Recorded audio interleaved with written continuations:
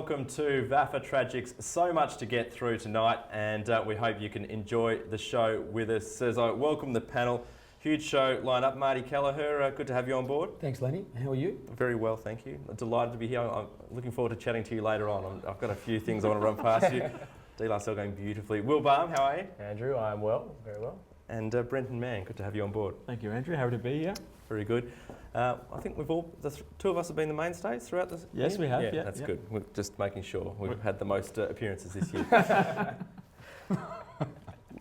As I mentioned, lots to talk about, but we're going to start things first with the news of the hour. And news of the day, really, in VAFA circles is the Division 1 matchup between Kew and Bulleen Templestowe on the weekend.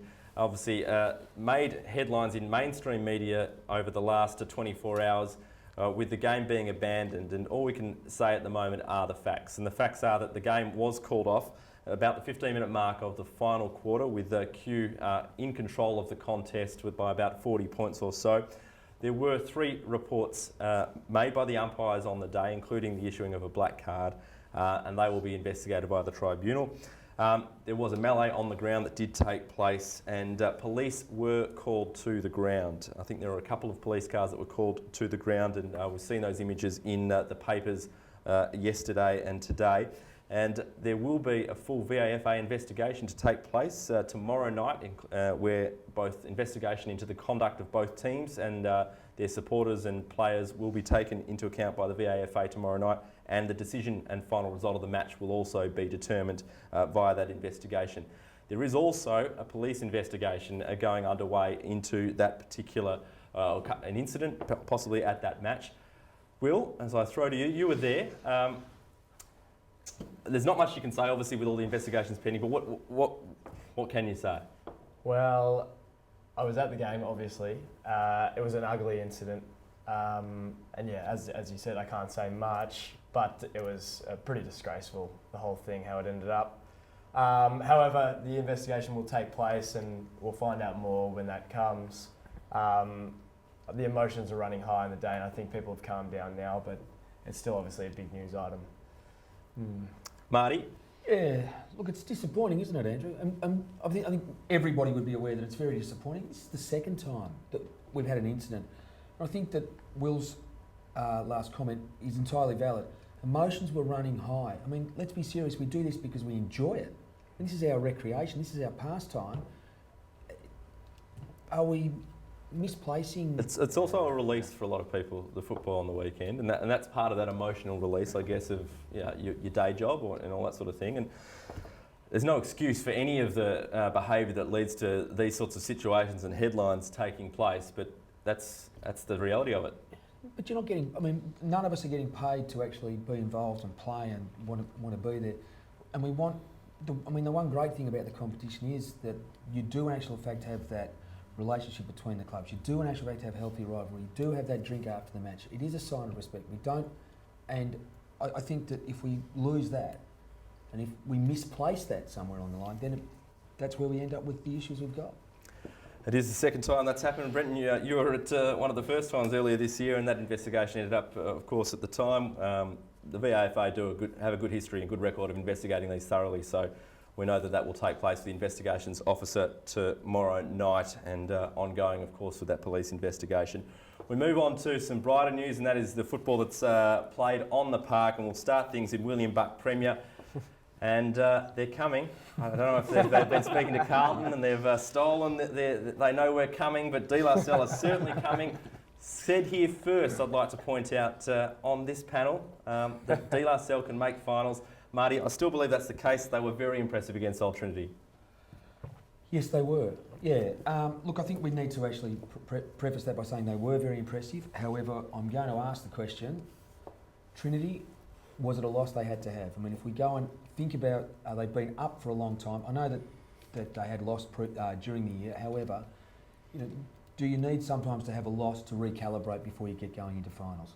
And that's not detracting from D-La, because D-La were very good. I mean, as people would be aware, if you look at the results, it was 27 scoring shots to 13. At one stage there, the score was 6-3 to no score. And I think a lot of people were shaking their heads wondering, if you were not at the game and you were probably tapping your phone asking yourself, is that actually the right They did come back though, Brenton, didn't they, Old Trinity? They came right back into the game and they just couldn't overhaul De La Salle in the end. Which they have done all year. Their fitness levels are elite. But I think it was a perfect storm. I think De La are in some sort of form. No, they had serious momentum going into the game. And as you said, Old Trinity, maybe the energy levels weren't there, concentration maybe wasn't there. The confidence of the playing group was quite strong. The settled team obviously helps. I think that if you go through it, it was interesting. I read something today where Quentin Gleeson was saying at Blues they played 43 players in the seniors. You know, that doesn't help sometimes, but if you do get a core group of players, if you're only making one or two changes rather than 6 or 7, then you can really build some momentum, then you can get going, then you can actually identify, players get used to each other. And if we think about the AFL, premierships are won with 33 players. Yeah. They're not won by 52. Yeah. So steady lineups definitely win games, and it makes you more consistent. If you, as you said, if you're making changes to a quarter of your team week in and week out, you can't build that consistency. Yep. But you are playing a ballistic style of football. Your ruckman is dominant. Oh yeah, no, he's a very good player. And I think we acknowledge that, and I've acknowledged that he is the form ruckman in the comp, and I think that we have spoken about that previously on the panel, that he's rucking very well. Ferraro. Yes, Sam Ferraro. I mean, he's and I don't think he'd mind me saying this, and I hope he doesn't. He's a hell of a lot bigger than me, but then most people are. He's obviously a big fan of the show. If he knows he's going to be saying it. But I mean, he's not a great leaper, but he's a very smart player, and he's quite mobile. He still does get around the ground. A good way for De La Salle to finish off the day and head into their 60th celebrations on 60th anniversary celebrations as a club on the Saturday night magnificent function, where the celebration of all things De La Salle took place. I'm sure you enjoyed a few to bilks. A few to bilks at the end of the night there, Marty. Throughout, mate. Throughout. Uni Blacks and Old Zavarians. Uni Blacks and Zavs had a chance to possibly sneak into the 4 if they were able to get the win here. They couldn't do so. Blacks keep their finals hopes alive with a win over Old Zavs. And Will, I'm not sure if you saw much of this game, but Blacks pretty solid in the end, and whilst they've been up and down this season, they got the win. Very solid indeed, the Blacks were. But Old Zavs have dropped off the boil a bit, haven't they? I'm not sure exactly what's happened down there. Haven't won since you made your prediction. Exactly right. I know. I'm really, once again, sorry. Your alma mater will not be happy with you. They won't be happy down there. But Uni Blacks played with a bit of pizzazz, and Charlie Richardson was back to his best. Simon Hogan played well. And they just outclassed the Zavs at the uni ground as well. So maybe at home they had a bit of an advantage, but they definitely outclassed the Zavs, and in the end ended up smashing them. It's good. It's good return to form for Blacks. They've been down for a few weeks, and they definitely bounced back this week. And Zavs, you put the moz on them. And I don't think the Zavs have won in that red jumper yet, which I might check that fact, but I'm pretty sure Old Zavarians have not won in that red away strip that they're wearing at the moment. And they look great with the light blue socks too, and we should say well done to all clubs that wore the blue socks for the thick and thin round and the men's health awareness round. It was fantastic to see all of the Premier section clubs and then a lot of other clubs in the lower divisions as well all got on board and wore the socks. Superb effort. One club that I like the look of the blue socks on, and certainly watched a bit of St Bernard's and Old Scotch. St Bernard's just playing sublime football. The Cardinals obviously fired in recent weeks in their bid to try and avoid relegation and extend their stay in Premier to I think a 35th year. But St Bernard's just too strong. Their skill and ball use, particularly in these opening passages here in the first quarter, was just outstanding. The ball, when they have it in their hands, seems to not hit the ground. And it's something I know Anthony Rock, when he first took the job at St Bernard's, was amazed at how much amateur sides were prepared to just kick and go and hope really that their players would win the ball at the next contest. But he's really, over that 18-month period he's been at the club, brought in the fact that we hold on to possession, we kick to a target that's on their own and can take an uncontested mark in a way, and St Bernard's do that better than anyone almost at the moment. Control the footy. Time in possession is a massive stat in footy these days. The longer you have the ball, the shorter amount of time the opposition does, and you can do more damage with it. But that's one thing I noticed against Blacks last week when I watched St Bernard's. Their ball use, especially off half back and through the midfield, is elite. It's actually a very good effort though when you think about it, the way how comprehensively they've actually won at Old Scotch on a tight ground, where sometimes if you hold on to it for too long, then that's when you do start getting overrun, you do start running into trouble, and it is quite difficult on occasions to find a free man because you can actually close the game up. And Scotch would have been buoyed, I would suggest, by their form over the past couple of weeks. Yeah. Brenton, Old Kerry and Uni Blues, the Panthers continue to struggle. They've had a bad run in recent weeks. They certainly have, and one thing I noticed is their average winning margin is 45 points, but the average losing margin is 31. The gap between their best and their worst is growing by the week, unfortunately. When they win, I actually looked at their win-loss points differential. At points 4 between wins and losses, they're 34 points in the minus, and against their 7 goals actually. Now, Marty, you'll tell us what that means. Yes. I'm not a mathematician. Well, I was actually going to say that I think are we concentrating too much on Kerry? Let's have a look at Blues. Blues are building. Blues are more than building. They're in some sort of form, and their midfield is actually it's dominant at the moment. Led by Ross Young, they're prolific, and they're dominant around the ground, especially around the stoppages. So therefore, Kerry in a stage where right now they're leaving too much to too few, whereas Blues are at the opposite end of the spectrum where, yes, they do have Young, Muggab and Summers running through the middle, but they've got more bodies, more willing to make more effort. I think Kerry just looks like a side they're bereft of confidence. Yeah, they've just got no confidence. Even their good players are not hitting the targets. We exalted Kerry for their kicking ability earlier in the season, and now they're struggling in that area. So I think it's just the pressure that the opposition's bringing, and then a confidence thing. They're just completely sapped. That's exactly right. Ball in hand, they were hesitant. Their ball movement was treacle. It was like treacle. It was very slow. But as you said, they just missed easy targets, and Blues just made them pay on the rebound. And yet, if we turn the clock back to, shall we say, the first time we met at the start of the year for the show, where did we actually have Kerry? Oh, I think they're about 8th, I think was, or maybe 9th in the bottom Right, two. so therefore, are we now being a little glass half empty when we should be saying, look, it's been a terrific effort so far? However, there is. Yes, I'm about to say. Yeah. I'm agreeing with what you're about to say, which is, when you're in that position, you should go ahead. And they're effectively 2.5 games clear in 3rd spot, and now they're in danger of missing the 4 altogether. So, yes. I think when you've got that opportunity, you've worked so hard to be in that position, you've got to make the most of it. Collegians made the most of their opportunity against Beaumaris on the weekend, registering a big win they needed to. Their percentage was diabolical. It's improved somewhat, but still not enough to get them out of 9th place. Will? Yes, I mean, Collegians keep their season alive here with a massive win in the end. I think Beaumaris are starting to concentrate on under-19s because their 19s are a very talented side. However, no major excuses there. They were playing Collegians who were 9th. They should still be competing, and unfortunately they just weren't even close to the mark. Collegians had a good spread of goal kickers, and they were just stronger across the ground. So Beaumaris are probably going to go into this the rest of the season without another win, which is a shame, really. I mean, but they can rebuild for Premier B, and they've got a good bunch of young kids as well. Beautiful segue into Premier B. We'll take a look at the game which probably had the most interest riding on it was the Mazenod against Caulfield Grammarians match.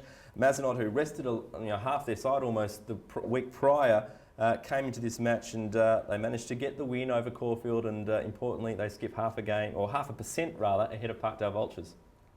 Will they hang on? Do we think they'll hang on? I think it's still down to the wire. I think the next 2 weeks, yeah. Well, I know last week I got accused of sitting on the fence. You know what? Given the way that Mazenod rested half their players the previous week, I think, by registering this win, I mean, there are times when you thought you'd like karma to come back to them because they disrespected the opposition the previous week and they disrespected the competition. I mean, if this was a horse race, if that was a horse race last week, they would have been suspended. Well, if anything, Parkdale Vultures, who had a significant loss to St Kevin's, but it wasn't as significant as St Kevin's had beaten Mazenod the week previously. They've kicked 6 goals and lost by less than 100 points, which is, it's not a great thing to hang your hat on, but importantly, it's preserved their percentage to... Agreed. And if you remember a few weeks ago, we said how you fare against St Kevin's will, in actual fact, determine your season. So, well done to Parkdale. I mean, I know that that's almost an empty... It's an empty praise in many ways, but they've maintained the integrity and they're fighting for their life and they should be rewarded. I mean, you'd like to see that effort be rewarded. Premier C, there was also a relegation battle on hand, and it was Old Camberwell and Therry Penola, both sides trying to avoid relegation. Therry drop a game behind Old Camberwell now, who have somehow found their way out of the bottom 2, and unfortunately Therry Penola, after a couple of straight promotions, are now staring down the barrel of a relegation. Their percentage in a game behind with a couple of games left in Premier C. it's a sad end for Theory. They've been a very dominant club for the 5 years I've been in the VAFA, and I have no idea what has happened this year. I think they won the first 3 games, or 3 out of the first 4, and they have not looked like it since then. They've still got the Bannisters down there. They've still got those, those stereotypical names like Eggleston down there. But unfortunately, they look destined for Div 1. And we see it often with teams that come up from Div 1. It is a massive jump, Division 1 to Premier C. And we talk about the jump from the various sections, but it seems that one to Premier C and Premier B to Premier are the 2 big jumps that you make in the VAFA. In Division 2, we've spoken about Division 1, we'll move on to Division 2. Elsternwick officially became relegated after they lost to Richmond Central, but there was a good story there for Richmond Central to come out of that. Jake Munro. Jake Munro. Jake Munro kicked 13 and goes 10 goals clear on the goal kicking table, much to the chagrin of Aaron Thornton, who will be no doubt be as hungry as ever this week against his old side Elsternwick to try and. I don't think he's going to topple Munro. I don't think he's going to. He's 10 goals in a rear. Can I ask about next week? Yeah, you can ask about next week. You're going to be nice to each other? I'm sure we will be nice. And I think the VAFA will be all over it. There'll be senior umpires down there. And I don't think there'll be any fireworks whatsoever. Very good. Interesting games though coming into this last round, the final round in Division 2.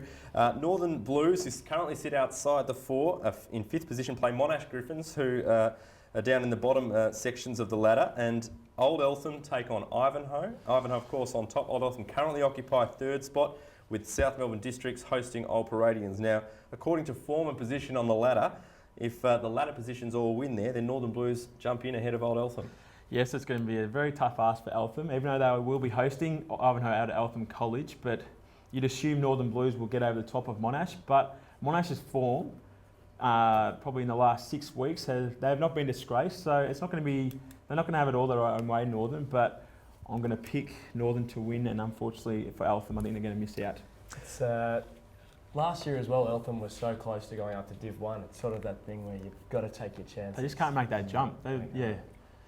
Well, it then goes back to your comment just a moment ago, doesn't it, Andrew? When you say there are jumps, and it's not just maintaining players; it's then you've got to add. So if you don't grow and build either from beneath, but look, Northern, good story too. They're a very good story, and I think they might find they're a smoky. If they get in, their form on their day is as good as anyone's. They've beaten Ivanhoe. I reckon the under-19s are in finals. So they've got the under-19s in finals, and there's a couple of good young boys down there who can play a bit. So they've got their futures bright. On to Division 3, and the final 6 is cemented in Division 3 with only Latrobe, with Latrobe and Inley Park being relegated. Only UHS, VU and Swinburne could change positions there, and if UHS can jump Swinburne, they'll avoid a first up meeting against the undefeated Emmaus St Leos. In Division 4, Mount Lilydale can sneak in. Will, perhaps you could take us through the machinations here in Division 4. That's right. North Brunswick have a bye this week, and Mount Lilydale are taking on. Who are they taking on, Andrew? They have Point Cook. Point Cook. On the rundown. Right. It's on the rundown right in front of you. They play Point Cook away. Working There's nothing wrong with our preparation. There is none. They play Point Cook away, and if they manage to beat Point Cook, who did lose on the weekend to Box Hill North, they can sneak into the 6. So it's huge news in Division 4. His mind's elsewhere. Yeah, still thinking about what's happened at Victoria Park on the weekend. It's time now for Good Day, Bad Day. Because you had a bad day. Marty Kelleher, kick us off. Okay, good day. Andrew, I'm going with the Canterbury team. 18 goal kickers out of a total of 37 goals. So terrific to get so many. In fact, the 4 guys who missed out, they'd be having a bit of a whinge to the coach. And my bad day is actually Ajax. I think that they probably blew a big chance on the weekend with their fairly meek capitulation to St Bede's Mentone Tigers. Will Barr, your good day and bad day. I actually didn't write it down. No, I did. I have a good day here for the St Kevin's under-19s, who they were down by 40 points at 3/4 time against St Bernard's, who are on top of the ladder, and they got up by 3 points to pull off an absolute thrilling win and keep their finals hopes alive. I think they're 3rd on the ladder now, so it's a great day for them. A bad day for Point Cook, who lost away to Box Hill North, and they take on Box Hill North in the first week of finals. So that's a bad result for them. Brenton Mann, good day, bad day. Well, good day for me is Jake Munro from Richmond Central, who bagged 13 goals and moved 10 clear, as we said, on the Div 2 goal kicking table. And bad day for me, my club St John's. You can have losses in a year, but you must learn from them. And unfortunately, both our losses to Ivanhoe have been disgraceful. So we have a lot. No, they have. I'm sorry, but we haven't played at our best, and we haven't learned from our mistakes. Mate, the boys from Doveton won't put up with that. No, they don't put up with much, anyways. We'll play them in a fortnight, and we must learn from this week's loss. So there's a lot of work to do. Good day for me, De La Salle. They keep on keeping on. I predicted they'd make the 4 a few weeks ago. They're only 2 points outside the 4 now. They had 27 scoring shots to 13, which Marty mentioned against the top of the table side. They are on fire, and they could supersede potentially the old Zaverian story from 1996, where they came from the bottom 2 earlier in the year, sneak into the 4, and go on to win the premiership. It would be an unbelievable story. Good luck, De La Salle. Marty, you disagree? The lid's elevating, isn't it? The lid is elevating. No, it's more. De La Salle are playing St Bernard's this week. You win that, you are. You will come into flag calculations. I'll need a drink. Bad day for me. Canterbury's backline, Division 4. They've won by 191, but they've still shipped 8 goals to South Mornington. The backs coach there under serious scrutiny. Marty Kelleher. Sorry, I was going to throw one a week. It isn't. It's Willie B's predictions. Thank you, Andrew. Appreciate that. Now we're going to go through the medals this week for the divisions. So I'm going to run through quickly for Division 1. We've got Colby O'Brien, old Geelong boy. He's had a fantastic year in the midfield. Division 2, you're going to have to help me out here, Brenton. Daniel Catolico. Got to work on your Italian For pronunciation. St John's. He's a ruckman there and a bulldozer, apparently. He's had a fantastic year as well. Division 3, Sam Gold for Hawthorn. He's kicked a bunch of goals and he is dominant throughout the midfield when he goes through there. And in Div 4, I'm going with Big Dale Collins, who's kicked a ton at Westbourne, and will take out the medal there. Very good. Very nice. Short, sharp and succinct there from Will. Good jacket as well this week. Thank you. Good to see you've donned that under the colourful shirt too. Same shirt. Marty Kelleher has a wine every week. It's brought to you by Tabilk. Here he is, Marty Kelleher's Wine of the Week.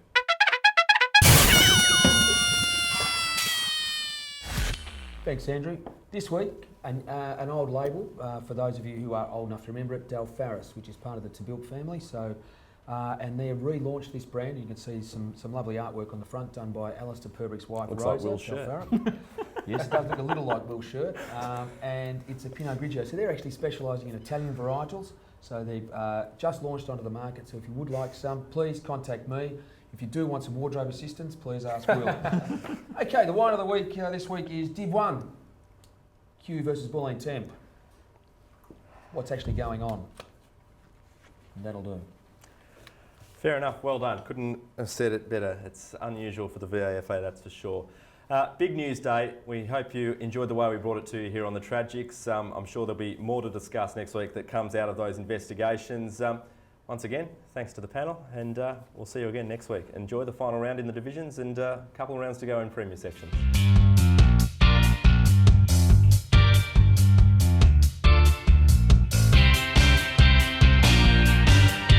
VAFA TV at vafatv.com.